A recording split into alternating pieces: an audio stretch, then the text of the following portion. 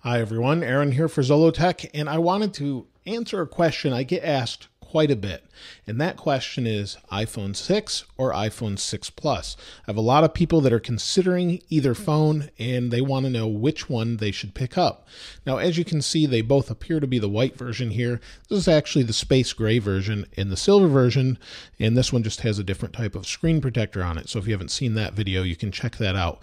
But this is basically the same thing. Here we have it in the leather case. Here we have it in the silicone case on the iPhone 6. And basically, you can see they're laid out exactly the same on both screens. That's because I restored from the 6 to the 6 Plus. I thought I'd give the 6 Plus another try, as I hadn't used it since it first came out, the first week it came out, and then I went to the 6 because I thought this was too big. But I've since gone back and thought I'd share some of my thoughts on that with you. There's no doubt that the 6 and the 6 Plus offer a lot of variety for a lot of reasons. In some countries, as Apple announced in their earnings, the 6 Plus is very popular in Asian countries, where the 6 is more popular in the United States. And that's usually, from what I understand, now I could be wrong, but because most people over in Asia basically don't have a lot of home computing devices, or they may not have as many, or maybe none at all, and this is their first computer. So they want the largest screen they can, where it gives them the most functionality, and that's all they use all the time. So that makes a lot of sense.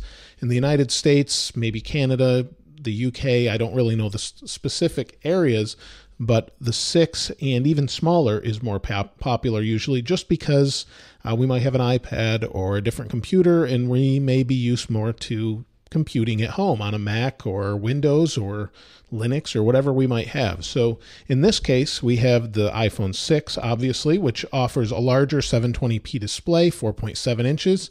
And here we have a 5.5-inch 1080p display. Both are beautiful to look at. Both are Retina displays, so you don't see any pixels. The 1080p display does look a little bit nicer. And if we scroll up, I can turn the brightnesses up on both all the way up. And you can see they're both plenty bright in regular sun or regular daylight. No problems there. I think the main thing between these that's different, well, there's two things really other than size. One is the camera. The iPhone 6 Plus offers a little bit more camera stabilization because it has optical image stabilization. That means within here, basically the camera has some electromagnets that counter the movements when you move around, so it reduces shake. The iPhone 6 doesn't have that. The iPhone 6 Plus also has a much larger battery, which gives it a much longer life. I've found in using it day to day, today I've been using the iPhone 6. Last week, well, up until yesterday, really, I used the 6 Plus for the past week and a couple days, and the 6 Plus easily gets me through the end of the day with over half of the battery. And when I say the end of the day, I mean unplug it at 7:30 in the morning, go to bed around 11:30 at night, and I've got 60% battery left on a regular day. That's pretty normal, maybe 60%. On the iPhone 6, this has been plugged in. I had, just a while ago, I had about 35 to 40%. I could go to bed, and I might have 20% roughly on the 6 with my general everyday use. So you get a lot more battery life out of the 6 Plus. But it is a much bigger phone. Now, my hands are pretty big, and you can see that in my hands, the 6 Plus might not look so big to other people, but to reach across here, I kind of have to do this with my back fingers to get my thumb across here. On the 6, I really don't have to do that. You can see my fingers sticking out there, so no problems there. With the 6 Plus, I have to scooch it up and down a lot like this. The 6, I don't find I do that. It's more of a two-handed device.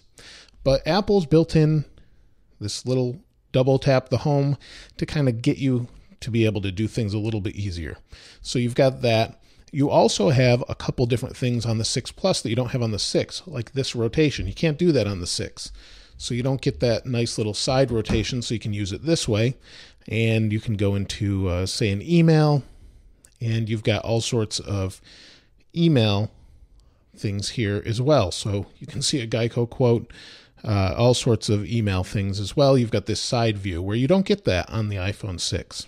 On the iPhone 6 Plus, you've got a little bit different keyboard options. If we go in here and create a message, you can see we've got some different options down the left side. And you've got cut and paste and different icons that make it a little bit easier to get around just because we've got that extra keyboard real estate.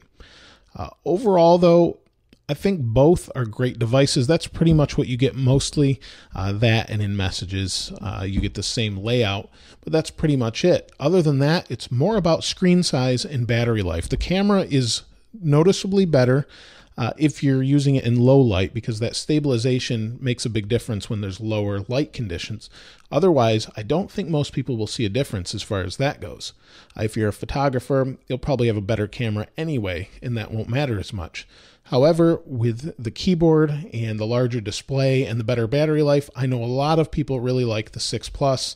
I know some people that go a couple days without plugging it in, where the iPhone 6 is pretty much plug in every night or plug in every day and a half, depending on how you use it. So to answer the question, for most people, I would say most people will be more than happy with the iPhone 6, especially based on its size. However, if you're someone that needs a lot more battery life, and you really like to use your phone in landscape mode as opposed to this portrait mode, you may really like the 6 Plus. I know a lot of people do.